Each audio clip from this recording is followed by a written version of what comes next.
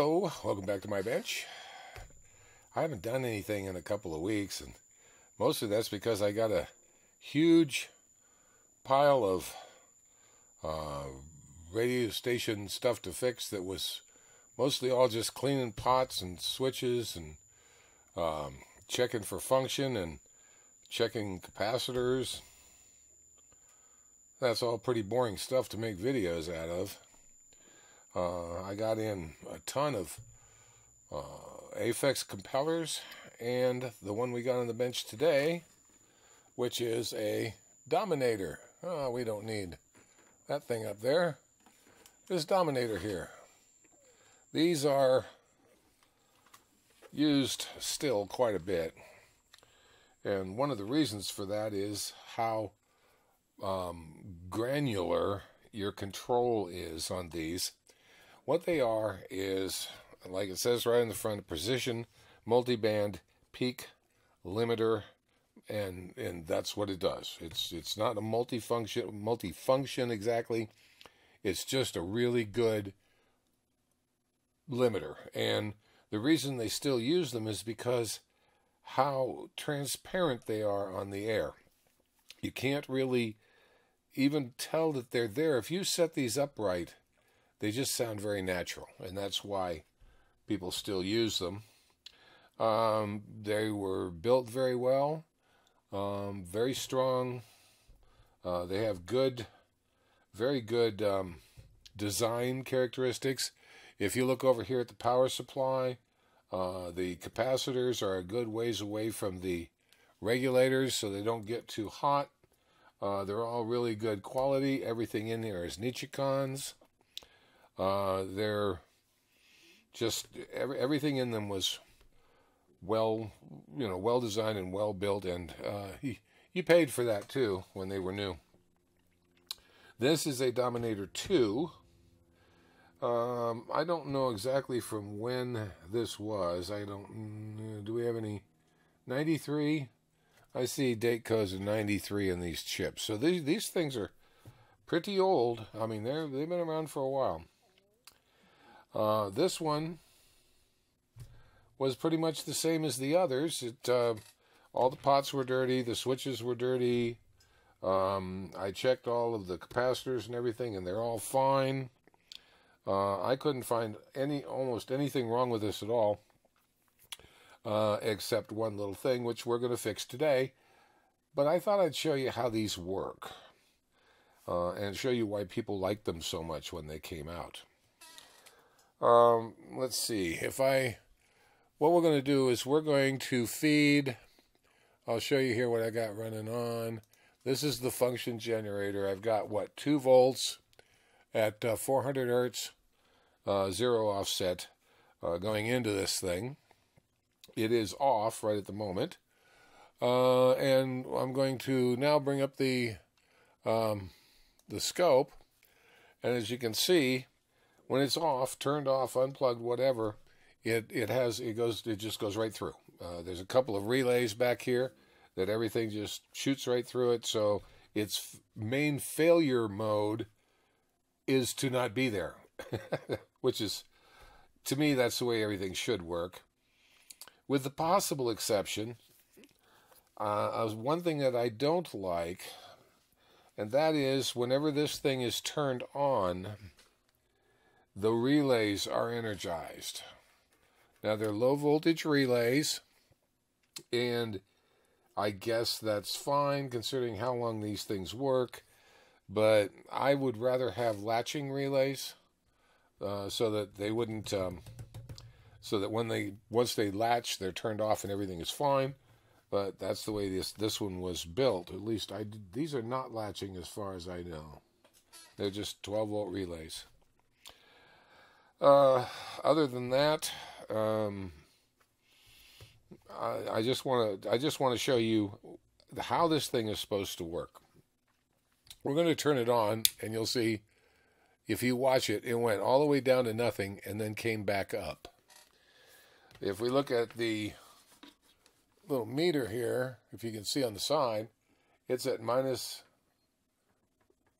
what is that, 1.5, Yeah, minus 1.5 in the limiting in dB. So it's starting to go into limiting. And you saw where it went down and then came back up slowly. If I change the input, which is over here, and crank it up, you'll see what the limiting on this thing does. I'm going to bring the input up a little bit. Watch it. You see it come up? So it drops down, and then it comes back up. And you see the delay there? The harder I hit it, it still comes right back up again. Take it back down, went down, it'll come back up. On the air, that would sound pretty awful. So what they give you on these that makes them so cool is you have a release time, a very granular release time from 7 seconds all the way down to 0.15 seconds. You don't see that in many other ones with that kind of control. So let's turn this down to 7 seconds and watch the output up there as I do the same thing. I'm going to take it up. It sits there and waits a long time and very slowly comes up. That's all the way up as long as it will take it, which is 7 seconds in this case. Take it back to where it was. There it goes. Now, if I bring this all the way down to 0.15 seconds, and I do the same thing over here, watch the meter, or the scope, and it gives that delay, and then pops right back up again. Well, you've got, that's what your release time is for. It's got that initial delay, just so that it's not hunting, so that you can hear it hunt, but then it'll bring it up in a very, very quickly. So you got to find, for whatever you're doing, for either talk or music or different kinds of music, how fast you want that recovery to be from when it gets hit or loses. Well, this doesn't do compression, but where it gets hit and kind of narrow or evens out the sound without being jarring or jumping, or what we call hunting. Also, the other thing that they gave you on these that was really kind of cool is over in this you've got a thing called a peak ceiling. The coarse setting is marked from 0 to 24. If we put that down, or 2 to 24, if we take that down to 2, you can see on the meter or on your scope over there that it dropped your peak ceiling down a long ways. And it won't go, it will not go over that. No matter what I do. I got my release time set at about, let's put it like at 1 second. If I bring it down, bring it back up, your peak ceiling does not change. Now if I bring my peak ceiling up it comes,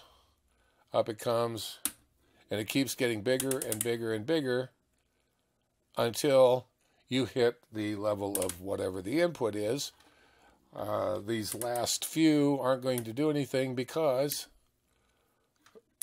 I'm not feeding it enough to initiate or to go past this. And then it also gives you a fine adjustment here where you can get it, just fine-tune the thing down.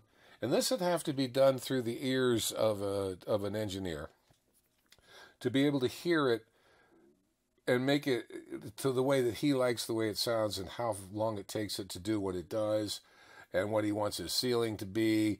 I mean, you could do it very technically with a generator and say, I don't want my peak to be over this much no matter what. But usually it's done by the engineer in the way he hears it. It also has a button here to subtract from the setting. I'm subtracting a -10 right now. So if I hit this button and turn that off, you can see it jumped way up. So I even have less, wherever it picks it up. Well, there it is, and that's all the way down around 4. So minus 10 dB, it's going to subtract from this minus 4, minus 10 dB, or 10, whatever it says dB peak. So it's going to subtract that from what your setting is. So this gives you a very wide range of what you want your peak to be set at. It gives you a very nice release time so that you can adjust that between 0.15 and 7 seconds. It gives you a thing here called, over here, these two things are low frequency and high frequency EQ. The EQ can be set to 100 or 210 for the low frequency, or 1.7 to 3.4 kilohertz for the high frequency, and you can adjust those for whatever your needs are. If you're playing something like Beethoven, or highbrow music, you're going to be completely different on your EQs and your release times than you are if you're playing something like hard rock or jazz or country music, because all of it's going to be different, and this allowed you to have that kind of granularity to be able to make it all work. They're very, very nice little pieces of equipment. They're all this particular version is all through-hole components, all the best quality.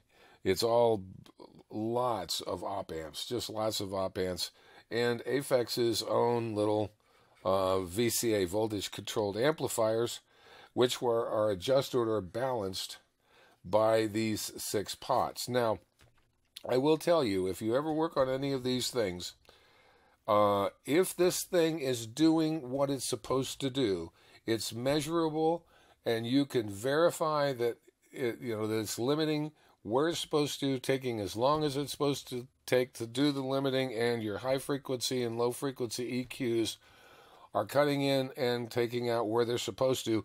Don't mess with these pots. They're very touchy. They are glued into place for a reason. And all they actually do is they balance the plus and minus 15 volts for the center point of the VCAs. These do run hot. They're supposed to run hot. They've even got little metal bars on top of them.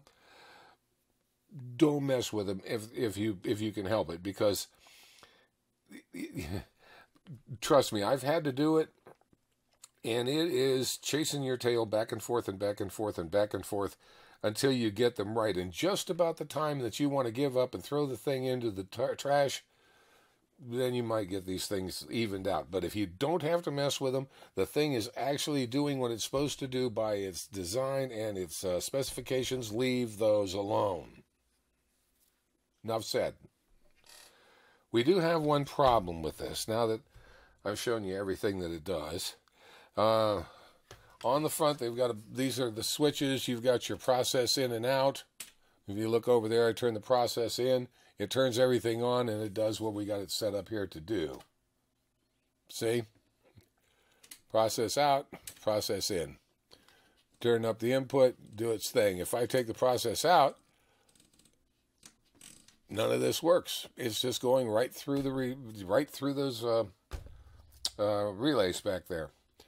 So I got a process on and off. I've got my 100 and 210 crossover frequency, which is what this sets the crossover to.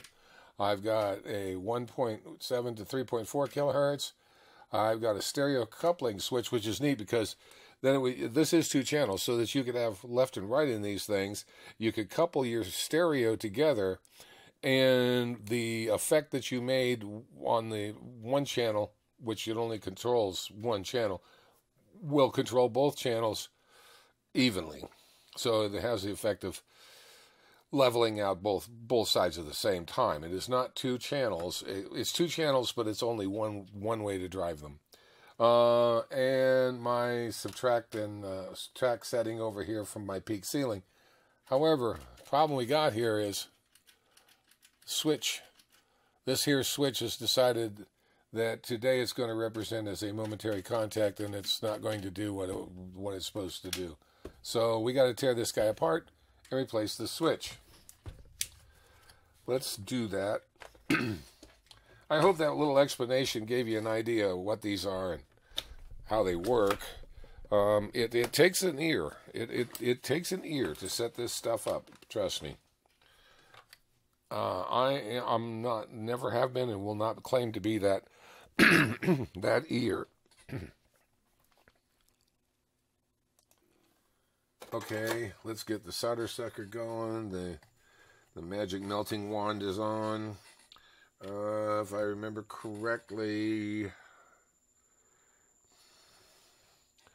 I think this thing, I know I have to take, I don't have to take those off. I can just take these screws off the front. Wrong bit. Use the right bit so as not to chew up the screws.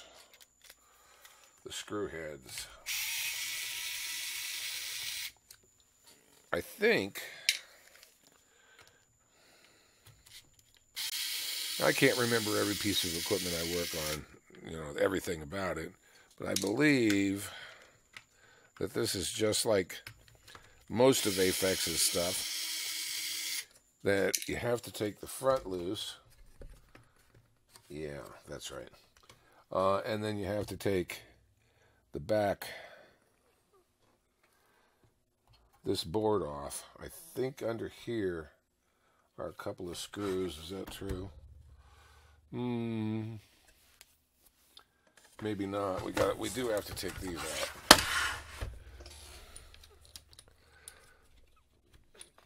I had a friend of mine call me up and say, how am I supposed to get these XLRs out of here? They're riveted into the case. And I immediately knew what he was talking about. There's some old style XLRs in the 528Es, the original ones, that the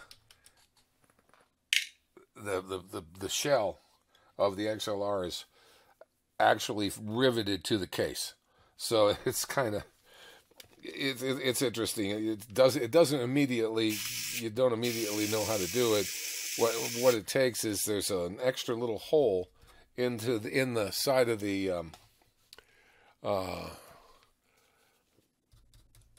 inside the XLR that you have to put a tiny little screwdriver in there and twist it just the tiniest amount counterclockwise, and it will release the inside barrel from the outside shell of the XLR, so and it'll pull out the back.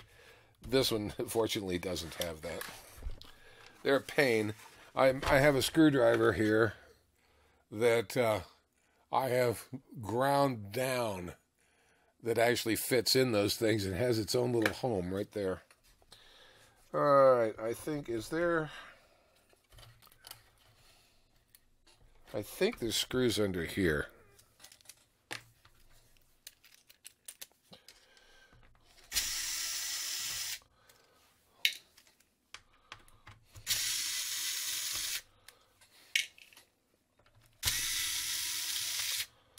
Maybe.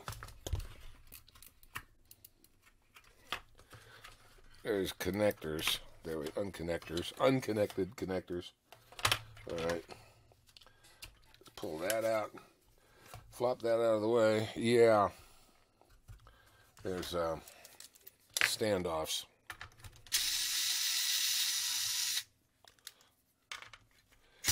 By the way, if you do find back capacitors in these, the only place you're actually going to be likely to find them are these 4 back here in the back, right here, and these 2 up here. In this particular case, not. They're fine.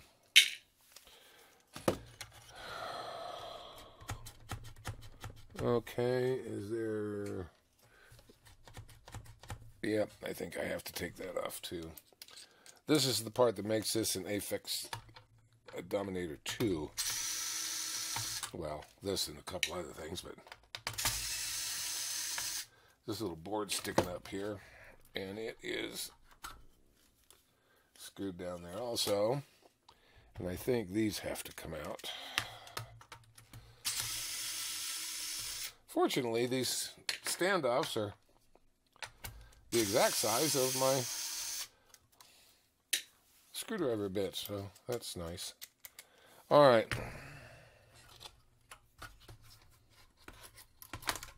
There we go. You know what? I'm going to take this guy off of here so I don't damage it, and I'm going to take that guy off of there too, just because. All right, so we can turn this over. So our stereo coupling switch is this one right here, and it's much bigger than I thought it was. Oh, shoot, I don't think I have one of those. We may be doing a repair on the switch instead of a replacement. Whew. Well, we'll see. These, yeah,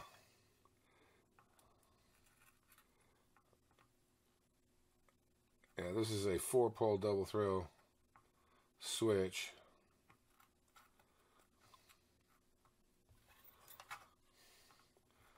I thought it was double pole, double throw.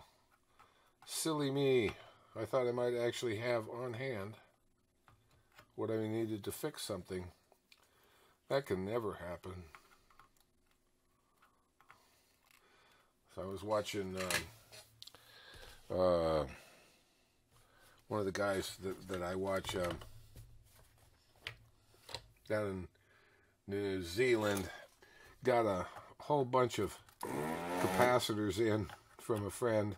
Huge box of all kinds of capacitors. And he was just flabbergasted at how many he got. And he said he was going to have to get more boxes to put them in. But I read a little note and I said, don't worry about it. I said, you won't have the one you need for the project that you worked on next. You won't. You can have all you want. You won't have the one you need.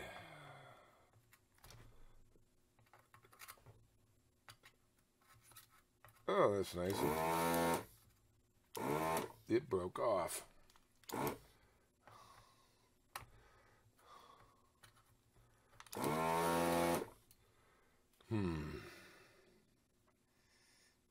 Got to be very careful with these. They're pretty fragile, the boards. All the Aphexes, the way they make them, the board itself, you can pull the pads and lands and everything right off pretty easily. Just a warning.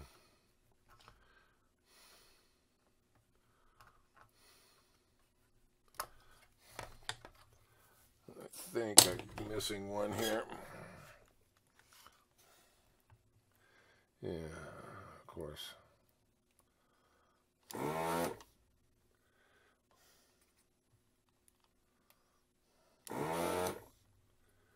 Ooh. Almost pulled that one off. That's looking pretty good.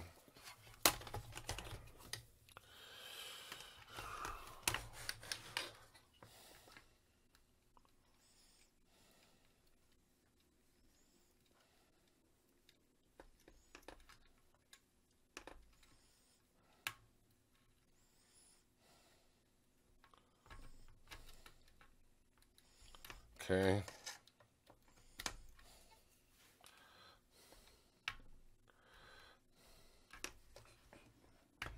Come on.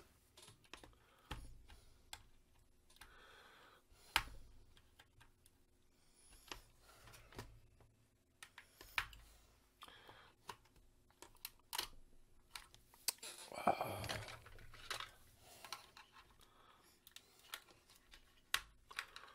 The switch body's actually coming apart on me here.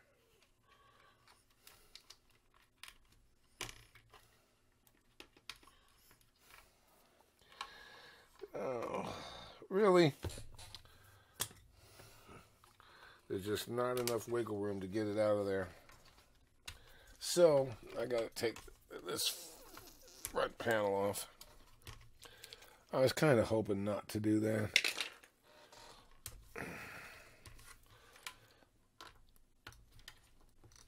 Ooh, boy, those are on there hard. Okay.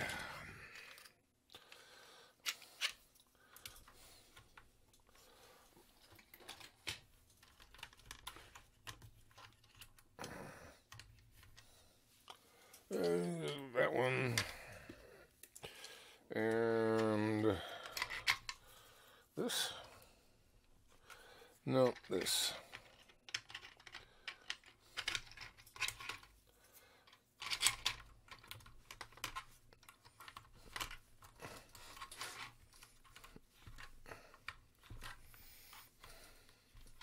I really like these little things. 3D printed little nuts. They have kept me from destroying the front of several pieces of equipment. You know, because scratches are not good. You can find these things. They take a long time to print, but they're worth it. And you know, I've done them in both nylon and just the regular stuff, PLA. And the nylon doesn't seem to hold up any better than just the PLA does, so it's not worth the effort as far as I could tell. Just do them in PLA. It's cheaper, and it's easier, and it works more often. All right.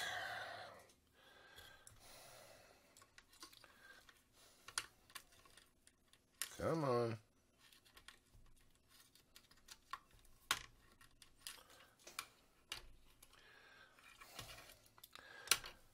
All right, there's the switch.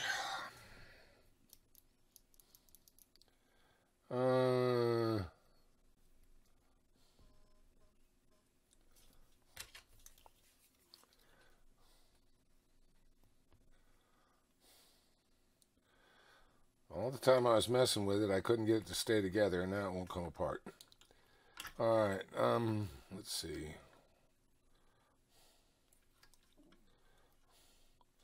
I have absolutely no faith in this, that this is going to work.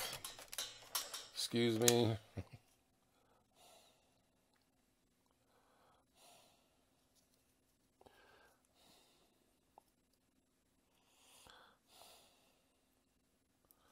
I do not know how that comes apart.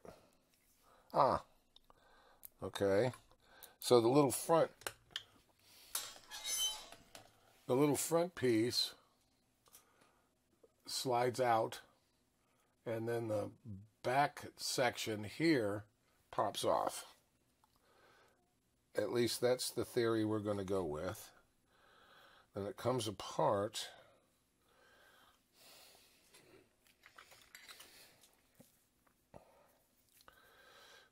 Dig the little guts out of it.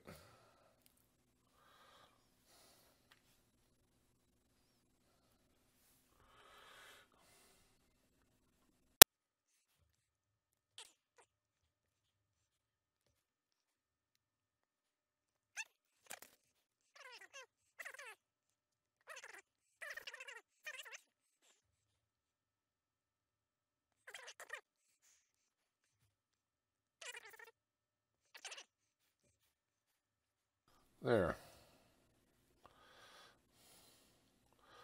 Well, yes, there, but no.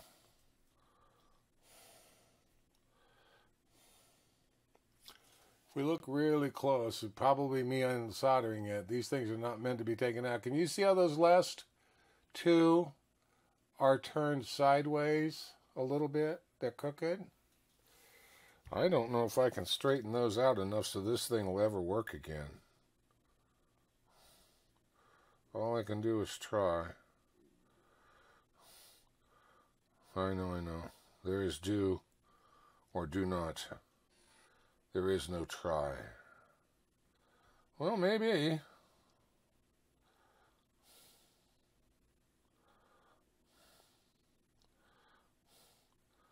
They appear to slide.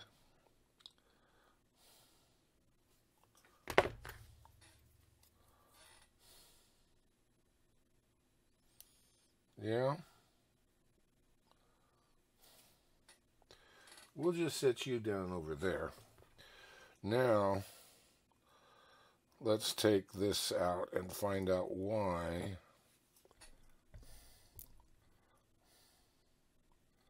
you know snap. Oh. Well, this is a no. No, See if I can get this up close enough to show you. I don't know if this thing will focus in on it well enough. You see that little portion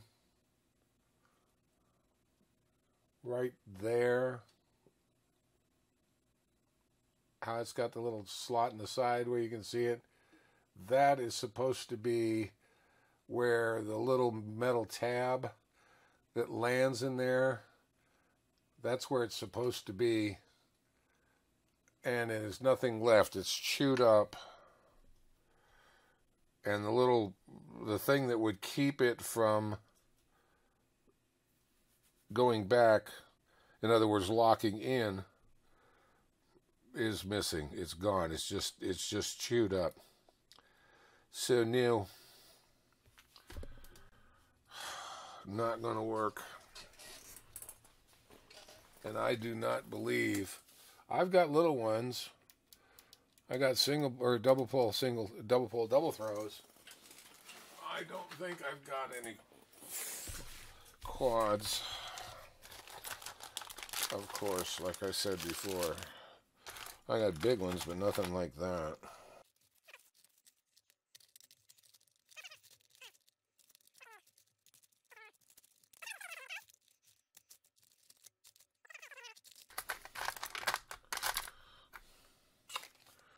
Well, fully.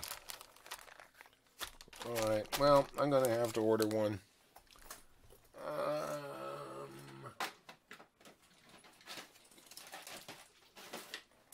mean, I have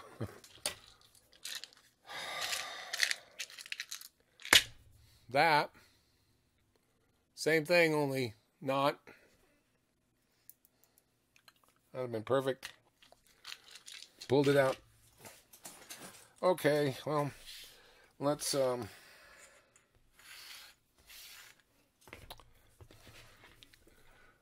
what we can find. Get out the little measuring stick-like device, keyboard, and let us go on DigiKey. Let's see, what can I do for this? Web.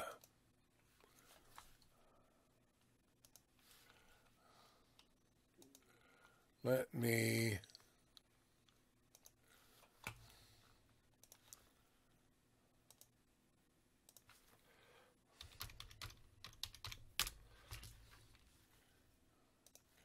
okay.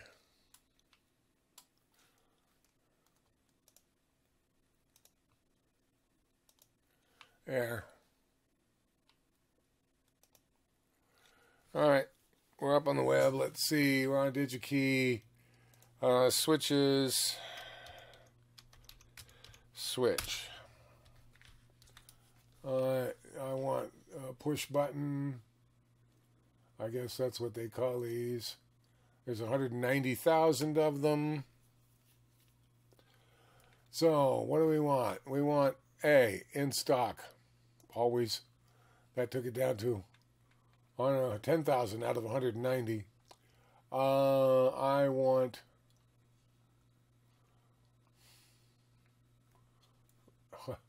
4-pull double throw. That gives me 44. Wow.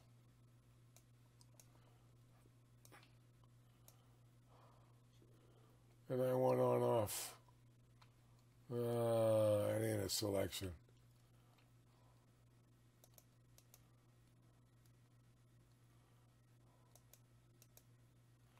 Okay, well, I'm just looking to see. Rectangular? I don't know. Let's just do this 44 and see if we can get anything even close. Aha, here we go. Here's a one PBH something. PBH4UOANAGX 4-pole double throw on momentary. No, don't want momentary.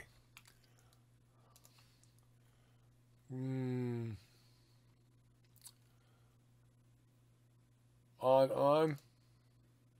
This is from eSwitch. Yeah, eSwitch. So let's go to the data sheet and see what we can find out here. And just sort of slap this thing back together a little bit for measurement's sake. All right. Okay. I got enough to measure. All right. So our data sheet. Yeah. All right. So this is what I was looking at. Here's the switch. We've got exactly the right length here that we need. It's 7.5 across or 7.3 across, which is correct. This tip length here between the retainer ring collet and the outside is 4 millimeters, which is right, and it's 10.5, almost 11, from the housing to the end of the thing. That is correct. And the only other one we got to measure is to make sure that it is 2.8 millimeters across, and it is just a teeny tiny shade less than 3. So yes. All right. Well, it looks like that's what we need. So that's what we'll get, I guess. Or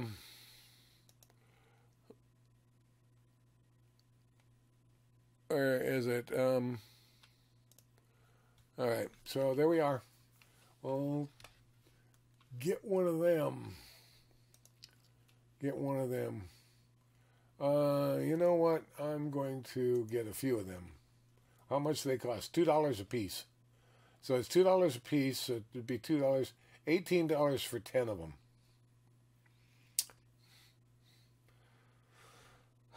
No, I'm just going to get 5. That's going to be $10.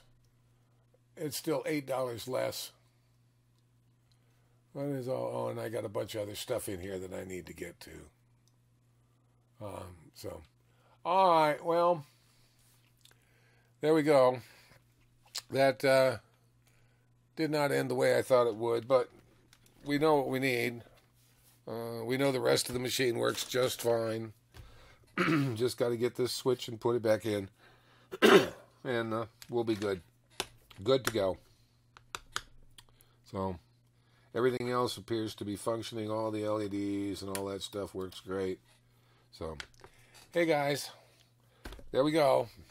Thanks for watching. And if you'll give this video a like button if you like it. And don't forget to subscribe. And don't forget, I got a Patreon channel if you want to go support what I do over on Patreon. That would be just great.